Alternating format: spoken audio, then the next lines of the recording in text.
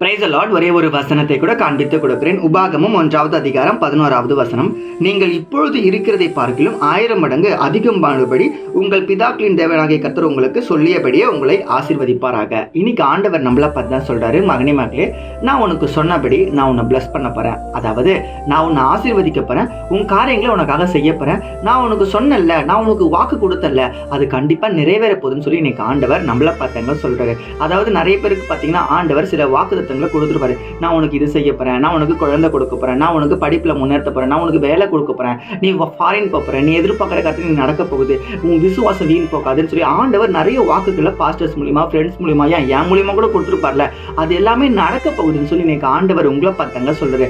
இந்த வசனத்திலே போடப்பட்டிருக்க 1000 மடங்கு பெருக்குமா. அதாவது நம்ம எதிர்பார்க்காத, நம்ம அறிவு கெட்டாத ஆசீர்வாதமான காரியத்தை நம்ம இன்னைக்கு பார்க்க போறோமா. ஆனா அதை பார்க்கறதுக்கு நம்ம என்ன தெரியுமா பண்ணோம்? நம்ம ஆண்டோடைய சமூகத்துல ஜபத்துல உறுதியா இருக்கிற பிள்ளையா இருக்கணுங்க. நீங்க ஜபம் பண்றீங்க, ஜெபிச்சுக்கிட்டே இருக்கீங்களா? யோசிச்சு பாருங்களேன். ஜபம் பண்றீங்க, ஏசப்பா செய்ய மாட்டோம்னு சோர்ந்து போயிருங்க. நீங்க அவருடைய சமூகத்துல நீங்க காத்திருந்து தொடர்ச்சியான ஜபங்கள்ல, தொடர்ச்சியான வேத வாசிப்புல நீங்க உண்மையா இருக்க, நீங்க தயாரா? அப்ப இன்னைக்கு உங்க வாழ்க்கையில அற்புதத்தை நீங்க பாக்குறதுக்கு ஆண்டவர் உங்களுக்கு வாக்கு தந்துட்டாருங்க. நிச்சயமா நீங்க பார்க்க போறீங்க.